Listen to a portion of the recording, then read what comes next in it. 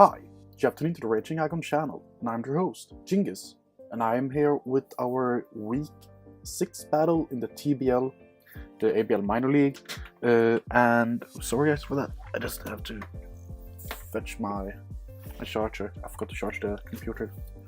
Oops, that was a beginner mistake, sorry for that. But yeah, we're here with Week 6 in TBL, and we are facing off versus Luxrays and the Lamar Luxrays, and this is our hardest matchup yet.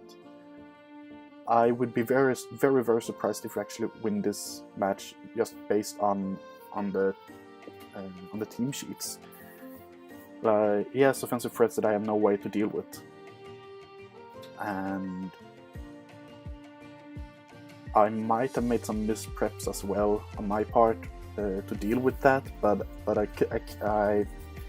what I bring is what I had to bring. I felt like, at least when I built the team, but as you know, this will be like post commentary as always with replay. So I'm just going to say that the team that I brought, there's one Pokemon that I should have switched out on this team. I will tell that in the game, and that would have helped me so much more. But it is what it is. His team, though, the Lamar Luxrays team roster, is Curm Black, Clefable, Magnezone, Jirachi, Araquanid, Mega Medichan, Manaphy, and Tornadus Therian. The team is bulky, it's hard hitting, has a great setup users, has good Scoffers, has fantastic abilities. It's very hard to prep for overall. The only thing that he has a bit of a problem with is he has a problem with ground and has a problem with electric. He also has some form of problem with fighting. And also rock. So there are some common weaknesses that I can exploit, but as you might see when I talk about sets, it's very hard to do that with certain Pokemon. But what I decided to do is, well, Real Coffee Roosting 1x1 Curm Black, very big offensive threat, very bulky as well, very hard to take down, has a great move pool, great special attack. Well, it has great physical attack, but it doesn't have the best opportunity to use it all of the time, so it will most of the time rely on its okay special attack. Clefable, we all know what Clefable does. It sits on the field, eats it, click coal mines and rest and everything like that. Soft boiled. Pretty disgusting Pokemon to deal with. Magnezone, Volt Switcher, pretty slow. Weak to ground, I don't think it will come.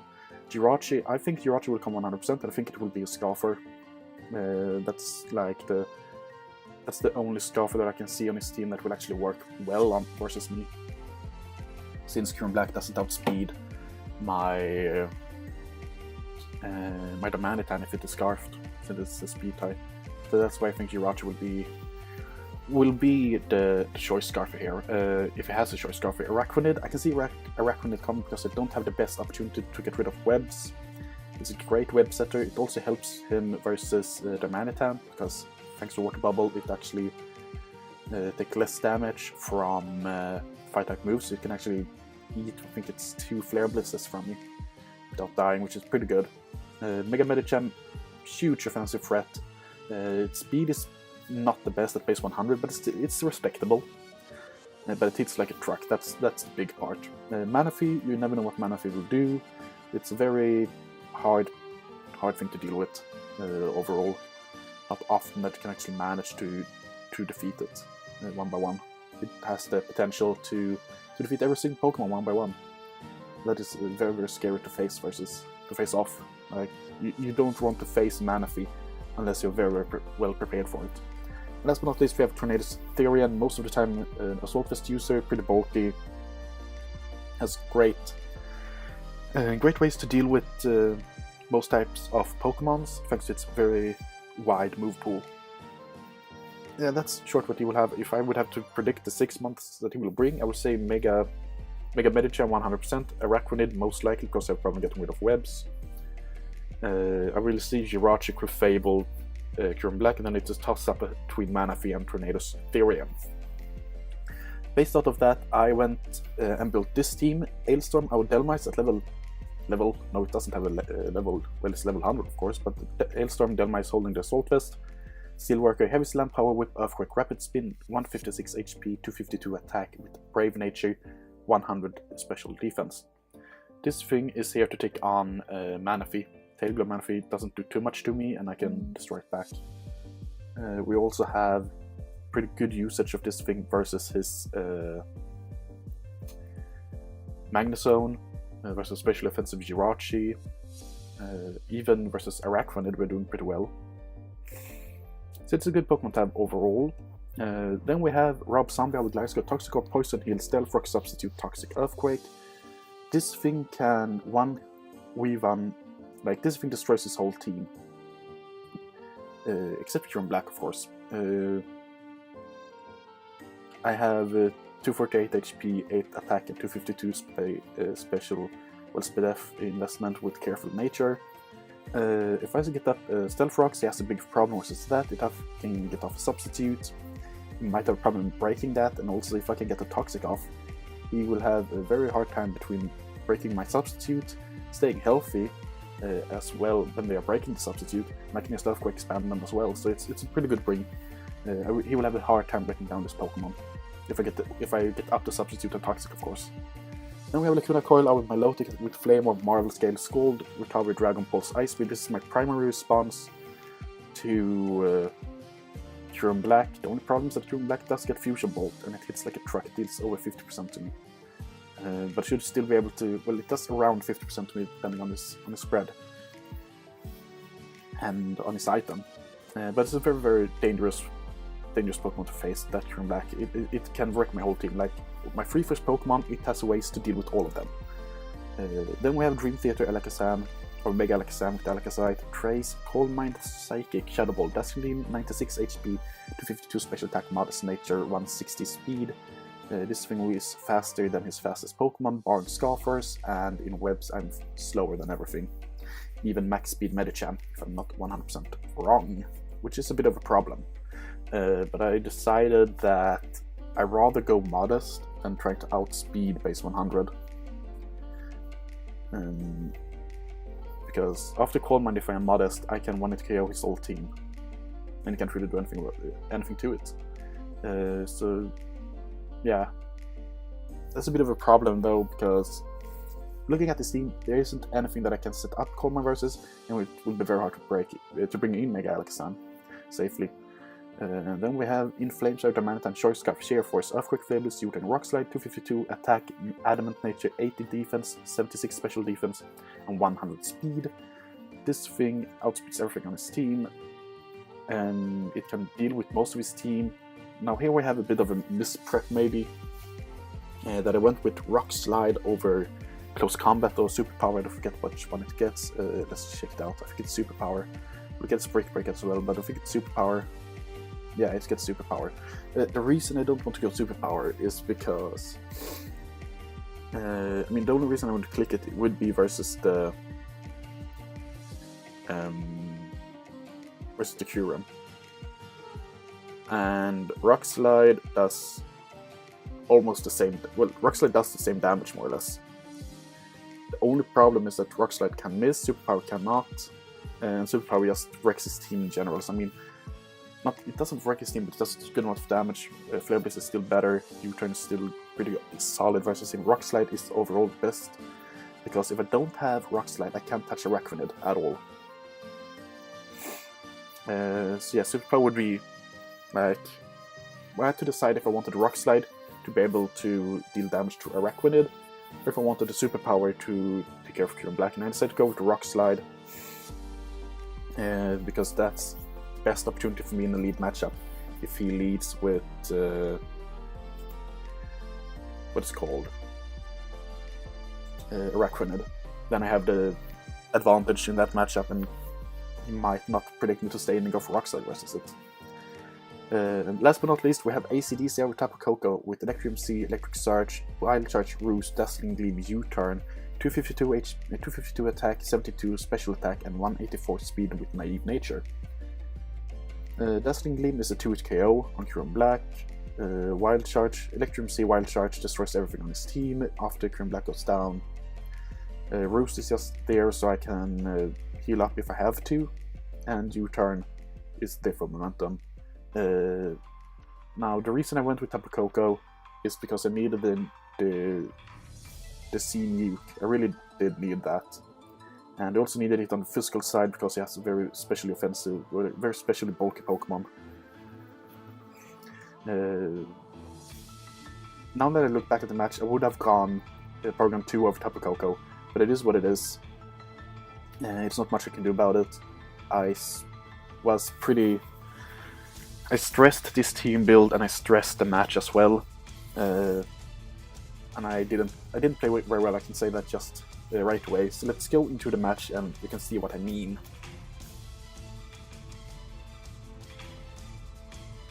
Okay, so here we are now with the battle. It's a bit of a problem for me looking at this team. He didn't bring Clefable, they brought Araquanid, Mega Medicine, Manaphy, Kyurem Black, Jirachi, and Tornadus Therian. Looking at this team, he has Webs 100%, he might still be Scuffed Jirachi, just he can outspeed my team no matter what happens, if you get up Webs or not.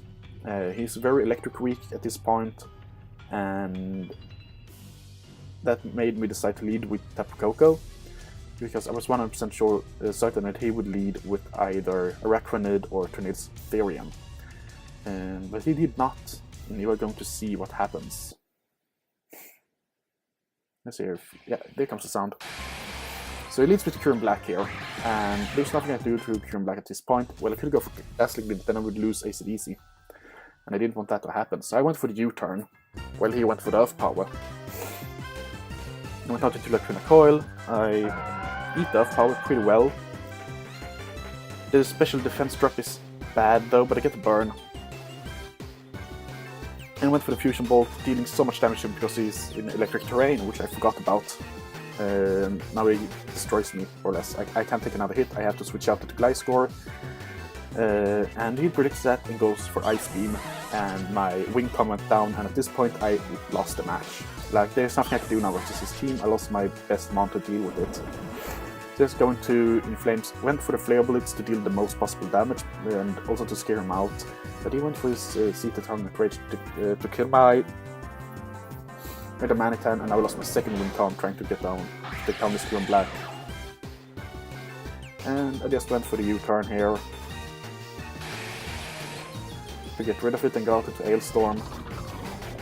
And who do he go out into here? Well, we got this new Tornadus Therian, of course, knocking me off, dealing tremendous amount of damage, which I didn't foresee actually. I completely forgot to got knocked off in this matchup. I went for the Heavy Slam, dealing a good amount of damage, but not enough. He had some bulk to it. According to my character, I had a chance to kill him. But yeah, I went for the Sludge Wave, but Lacuna Coil is more or less dead here. He's Life Orb as well. So he kills himself with Life Orb and kills Lacuna Coil as well. So now I have absolutely nothing for his Medicham. The only way to win this battle now is by actually Mega Evolve. I want him to Mega Alex and Mega Evolve, but I don't do that for some reason. Still scared, still having the... Like, I'm still scared to facing the Jirachi. I went to the AC/DC, I went for the Wild Charge, and that didn't kill Araquanid because it was sashed, so it doesn't really matter. But now I have no way to win this battle because I can't take care of the rest of his team with AC/DC. I have to stay in every single time versus him. Went for my C Giga Evolve Havoc here, and that kills the Jirachi at least. At this point I have a chance to win. I need to kill the Mega Medicham with Wild Charge, and I don't. It was a roll, but thanks to his investments he actually survived Wild Charge 100% of the time, which meant that no matter what happened I would have lost this game, and there was nothing I could do really. I did some missed preps, I did pretty bad, I did some very bad plays, like, it's not a lot I can do about it.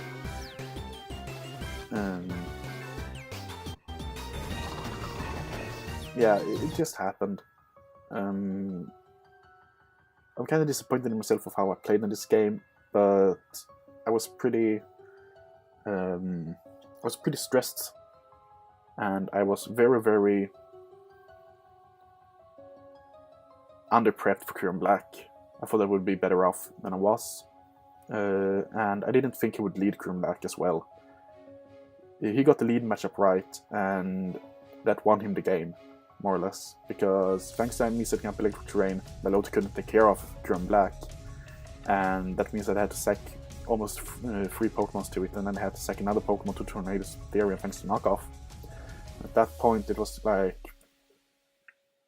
Hailstorm couldn't take a hit from Tornadoes. Well, it could take any one hit except for a knockoff. And sure, it was the last thing that was alive. It survived the knockoff, but it served no purpose. It was already dead, so it was like, well, what do I do here? And sure, I could have gotten off a rapid spin. Like, I did some very questionable plays in this match. The biggest misplay I did was to let Glass go down so early, but I had no choice, really. I was just hoping that he would go for his Gigavolt Havoc. Not Gigavolt Havoc, what's it called? Well, Earth Power. That's what it's called, Earth Power. And if he did that instead of the Ice Beam, like Earth Power or Zap Cannon, I walled him if he went for any of those two moves, but he went for Ice Beam. And I didn't even calc to see if Alakazam could have survived a hit. I doubt it. It could have. Maybe it could have. Maybe I could have gone out into Hailstorm as well because of the Assault Vest, but I don't think that would have been the best play because I know I still would have the problem with Stick Whips later on. Like, I played bad. Choice Picks Tapu Koko might have been better looking at the matchup, but Porygon 2 would have been so much better in this matchup than Tapu Koko, because Porygon 2 would have taken care of Green Black. It's as simple as that.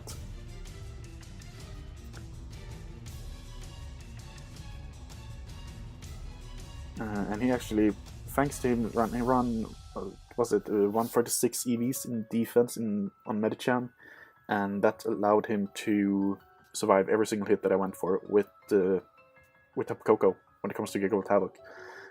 I calced Gigavolt Havoc in terrain, and I calced the Dazzling Gleam, and Gigavolt Havoc did more damage to Medicham. But thanks to his spread, it's not like I could have done anything here. Nothing that I could have went for would have killed the Medicham. So yeah, I'm not mad that I lost. I'm mad at how bad I played.